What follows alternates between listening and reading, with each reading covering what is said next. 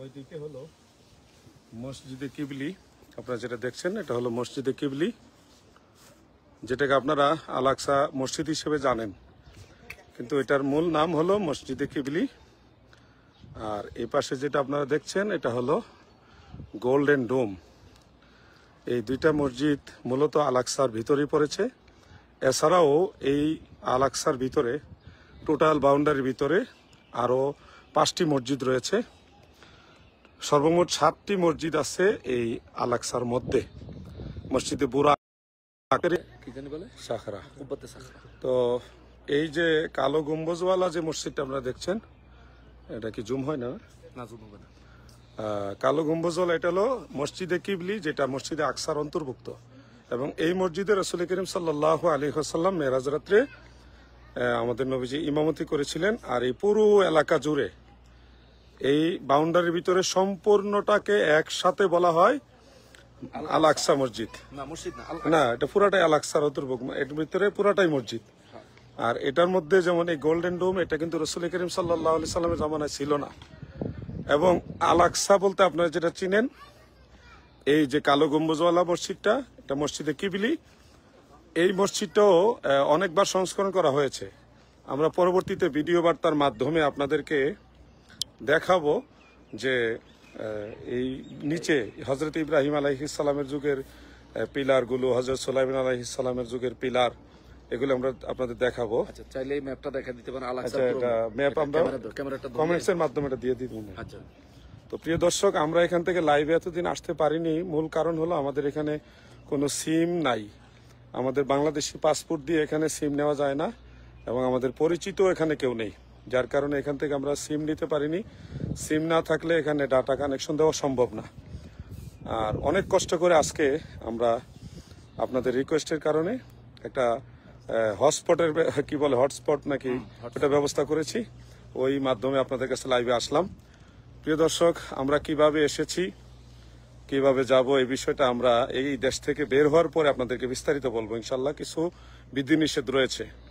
আর আপনাদের দেওয়া যে আমানত, আমরা খুঁজে খুঁজে যারা অসহায় মানুষ এবং যুদ্ধ বিধ্বস্ত মানুষ, তাদের খুঁজে খুঁজে বের করে সেই ছোট ছোট শিশুদেরকে, মায়েদেরকে এবং পুরুষ যারা আছে, তারা অনেকেই খুব কষ্টের মধ্যে আছে। এবং অনেকেই দেখছি রাস্তায় ছোট ছোট ব্যাগ বিক্রি করতেছে পেটের দায়ে। অনেক শিশুরা রাস্তায় ঘুরতেছে। আমরা এগুলি খুঁজে খুঁজে আপনাদের আমানতগুলি দেওয়ার চেষ্টা করতেছি। ব্যাগ তো বিক্রি করা না, কিছু একটা সামনে দিয়ে বাংলাদেশের মতো ডাইরেক্ট মানে ভিক্ষা করে না আর কি, কিছু একটা সামনে দিয়ে তারপরে সদকা বলে। আমরা এগুলি দেখে আসলে কষ্ট সহ্য করতে পারি না। আপনাদের বোঝাতে পারো না বাংলাদেশের ভিক্ষুক আর এই দেশে মানুষের মধ্যে অনেক ব্যবধান। তারা কখনো হাত পাতে না। ছোট বাচ্চারা রাস্তা রাস্তায় ঘুরতেছে ছোট ছোট ব্যাগ নিয়ে, কিছু একটা হাতে দিয়ে তারপর সদকা চায়। আমরা আপনাদের আমানত দেওয়ার চেষ্টা করতেছি। আর আপনারা মনে রাখবেন, আমরা আমাদের নিজস্ব খরচে এখানে এসেছি, আপনাদের টাকায় না। এবং আপনাদের কাছে ফিলিস্তিনবাসীর সহযোগিতা চাওয়ার বহু আগে আমাদের এই ট্যুরের সম্পূর্ণ টাকা আমরা পেড করে দিয়েছি। আমরা একাধিকবার ওয়াজ মাহফিলেও এই বিষয়ে মানুষকে দাওয়াত দিছি যে যারা যেতে চান আমাদের সঙ্গে যেতে পারেন। এটা আমাদের পার্সোনাল ট্যুর ছিল, এবং এখানে আমরা যে আইসা মানুষকে বড় ধরনের সহায়তা করবো এই ধরনেরও আমাদের কোনো পরিকল্পনা ছিল না। আমরা আসার জাস্ট 2-1 দিন আগে মুফতি আলাউদ্দিন জিহাদি ভাই চিন্তা করলেন যে যাচ্ছি যেহেতু সুযোগ হলে তাদেরকে কিছু সহায়তা নিয়ে দেওয়া যায়। এই কিছু মানুষের নোংরা মন মানসিকতা দেখে আমরা ব্যথিত। আপনাদের এই নোংরা মন মানসিকতার কারণে ভবিষ্যতে আপনাদের কাছে আমরা কারো জন্য সহযোগিতাও চাইবো না।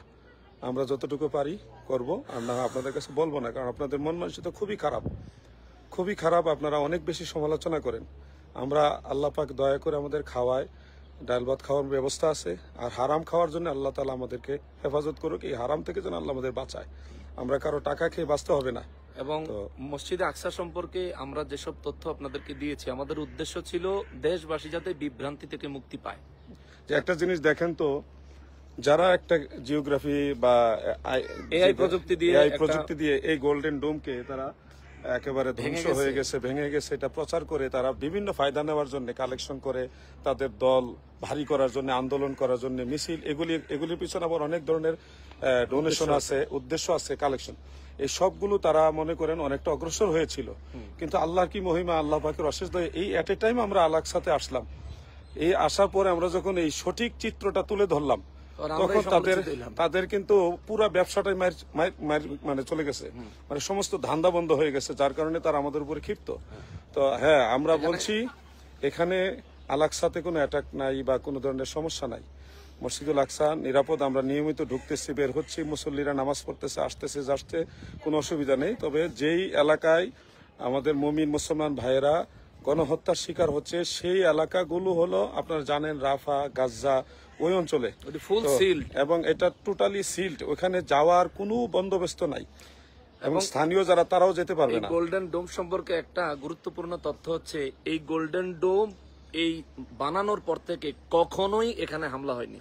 এই গোল্ডেন ডোম কখনোই আক্রান্ত হয়নি। যেই ছবিটা দেখছেন এটা এআই প্রযুক্তি দিয়ে বানানো, এবং এই ছবির পার্থক্য আমরা ইতিপূর্বে আমাদের আইডি থেকে পোস্টের মাধ্যমে আপনাদেরকে দিয়েছি যে কোন কোন জায়গায় পার্থক্য রয়েছে। ভবিষ্যতে যখনই গোল্ডেন ডোম হামলা হয়েছে এই ধরনের কোনো তথ্য আসবে, আমরা আন্তর্জাতিক মিডিয়ার তথ্য ছাড়া, আন্তর্জাতিক মিডিয়ার ভিডিও চিত্র প্রচারণা ছাড়া আমরা কখনো এগুলি বিশ্বাস করে কারো হাতে আমাদের আরেকটা বিষয় আমি শেয়ার করি, আমাদেরকে অনেকে বলছেন আমরা মসজিদুল আকসা চিনি না। এটা একটা হাস্যকর বিষয়। আমি আগেও একবার এখানে আসছি, আপনারা জানেন, আমি ফিলিস্তিনে আল আকসা মসজিদে আরেকবার আসছি। আমার নকশবন্দি ভাই এবার আসছেন, আমার কাশিমি ভাই আসছেন, আমাদের ইউনুস ভাই আছে। এই যে ইউনুস ভাইকে নিয়ে আমি অনেক দেশে সফর করেছি, এবার উনি আসছেন। তামিম বিল্লাহ সাহেব, ভালো মানুষ, তিনি তো গতকাল লাইভ দিয়েছেন, আপনারা দেখেছেন, লাইভ না ভিডিও বার্তা দিয়েছেন। তো অনেকে বলছে আমরা আল আকসা মসজিদ কোনটা চিনি না। আসলে বাস্তব জিনিসটা আপনি জানেন না ভাই, সম্মানের সাথে বলছি, এখানে একটা বাউন্ডারি আছে অনেক বড়। এই বাউন্ডারি পুরো জায়গাটাই হলো আল আকসা মসজিদ, পুরো জায়গাটা। এবং একসময় গোল্ডেন ডোম এই মসজিদ ছিল না, এবং আপনাদেরকে যেটা দেখাচ্ছি, যেটা আল আকসা হিসেবে আপনারা চিনেন, এটা এই মসজিদটাও একসময় ছিল না। এটা মাটির নিচে মসজিদ ছিল, মাটির নিচে। এবং ওইখানে আল্লাহর হাবিব ইমামতি করছেন। এই মসজিদের নাম হলো মসজিদে কিবলি, মসজিদে কিবলি, এবং দুইটা পাশাপাশি। আমরা এই গোল্ডেন ডোমকে সামনে রেখে বা আমাদের পিছনে রেখে একটা পিকচার দিয়েছিলাম। উদ্দেশ্য ছিল যে বাংলাদেশে যারা মিথ্যা প্রচারণা করছে তাদেরকে বোঝানো যে আপনারা এটা সত্য বলছেন না, হ্যাঁ, বিভ্রান্ত হবেন না। তো তারা মিথ্যা কথা বলতেছে, এতে কারো কোনো কিছু কিছু ভাইদের অসুবিধা হচ্ছে না, কিন্তু আমরা সত্যটা বলা তো অসুবিধা হলো। আমরা তো বলছি না যে ফিলিস্তিনের সব মুসলমান নিরাপদ, আমরা এটা বলিনি। আমরা বলছি এখান আল-আকসাতে যারা আছেন তারা নিয়মিত নামাজ আদায় করছেন, এখানে কোনো প্রবলেম নেই। তো হ্যাঁ, আমি কিছু রাষ্ট্রীয় বিধিনিষেধের কারণে অনেক কথা আছে, আমি এখন বলবো না। আমি দেশে এসে আপনাদেরকে জানাবো। কিছু পরামর্শ আমি যুব সমাজের উদ্দেশ্যে দিব। সকল যুবক ভাইরা, বাংলাদেশের সমস্ত মুমিন মুসলমান ভাইরা, আপনাদের জন্য স্পেশালি কিছু পরামর্শ আমি এবং নকশবন্দি ভাই, কাশিমি ভাই দিব ইনশাল্লাহ। এখন অনেক কিছু বলা যাবে না। আর এখানে আমরা আসলাম কিভাবে, এটা কিভাবে আসলাম বিস্তারিত বলার একটা সময়ের ব্যাপার। আমরা যেভাবে আসার প্রসেসিং যেটা করা দরকার, আজমির শরীফ যেতে হলে আপনাকে ইন্ডিয়ার ভিসা নিতে হবে। আর আপনি যদি বলেন আমি আজমির শরীফ যাবো, ইন্ডিয়ার ভিসা নিব না, এটা অসম্ভব। আপনি যদি বলেন সৌদি আরব যাবো, আমি কিন্তু সৌদির ভিসা নিব না, এটা আপনার দ্বারা কোনোদিনও সম্ভব না। সৌদি আরব যেতে হলে, মক্কা মুকাররমে যেতে হলে, মদিনা মুনাওয়ারা যেতে হলে সৌদির ভিসা নিতে হবে।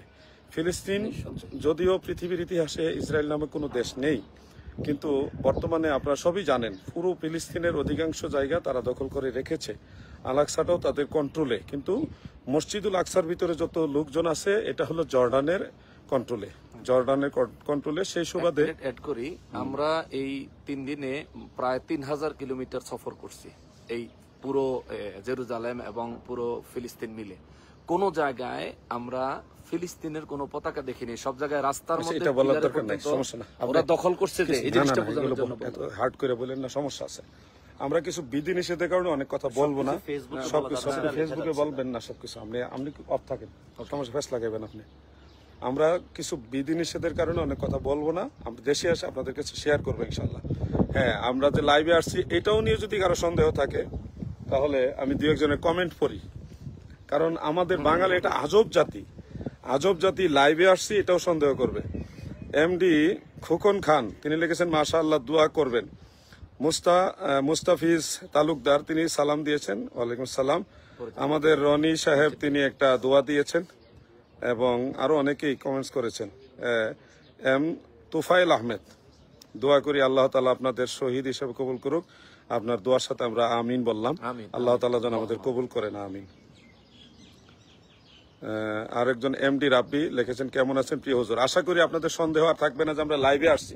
এটা যে লাইভ, আপনারা এরপরে সন্দেহ করবেন না, আশা করি। আপনাদের কারো ইমার্জেন্সি কোনো কোশ্চেন থাকলে আপনারা দিতে পারেন, আপনাদের সেটা আমরা বলার চেষ্টা করব। কমেন্ট আসে না কোনো উপরে নিচে নেই করে কমেন্ট নেট বোধহয় হচ্ছে, মোবাইলটা কই হাতে রাখেন না, কাছাকাছি রাখেন। ফোনটা একটু হাতে রাখেন, নাহলে তো পাইতেছি। অনেক কষ্ট করে আজকে আমাদের ইনুস ভাইয়ের মাধ্যমে, এই যে ইনুস ভাইয়ের মাধ্যমে হটস্পট ব্যবস্থা করছি, দুবাই প্রবাসী চট্টগ্রামের সন্তান, এনার মাধ্যমে আজকে অনেক কষ্ট করে সংগ্রহ করা হয়েছে। প্রিয় দর্শক, আমরা আমাদের সফর রয়েছে মসজিদে বুরাকে আমরা যাব, যার কারণে আমরা এখানে লাইভটা লম্বা করব না, পরবর্তীতে সম্ভব হলে আপনাদেরকে আরেকবার লাইভে সংযুক্ত করবো ইনশাআল্লাহ। যদি সম্ভব হয় আপনারা এটা শেয়ার করেন, সবার কাছে মেসেজটা পৌঁছে দেন, আমাদের জন্য দোয়া করবেন, আমরা আপনাদের জন্য দোয়া করবো ইনশাআল্লাহ। আরেকটা ইনফরমেশন হচ্ছে যে আমরা তো বলে আসছি যে আমাদেরকে এই দেশের সরকার সিম দেয় না, কিন্তু এখন প্রশ্ন হতে পারে যে আমাদের সঙ্গে সফর সঙ্গে ইউনুস ভাই ওনাকে কিভাবে সিম দিল না। ওনার আপনার সিমটা কোন জায়গায়? দুবাইয়ের সিম এই দেশে রোমিং হিসেবে ইন্টারনেট পাচ্ছে, রোমিং হিসেবে। অতএব সেই হিসেবে আমরা ওনার কাছ থেকে এটা ব্যবস্থা করছি, গত রাতের থেকে অনেক প্রি প্ল্যান করে, অনেক কষ্ট করে ব্যবস্থা করে আজকে আমরা লাইভে আসলাম। ধন্যবাদ সবাইকে, আমাদের কাশিমি ভাই, আমাদের মাওলানা গাজী তামিম বিল্লাহ ভাই,